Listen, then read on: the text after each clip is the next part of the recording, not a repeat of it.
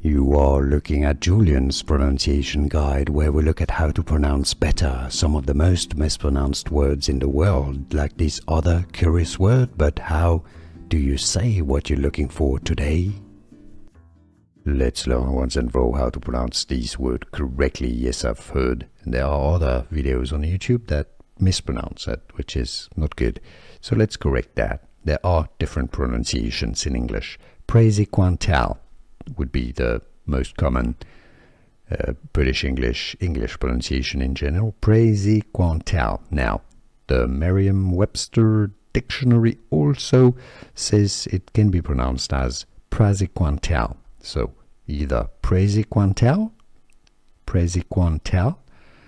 or Praziquantel, not Praziquantel. No, not that. Correct pronunciations. Two correct pronunciations, as I've said, and now you know.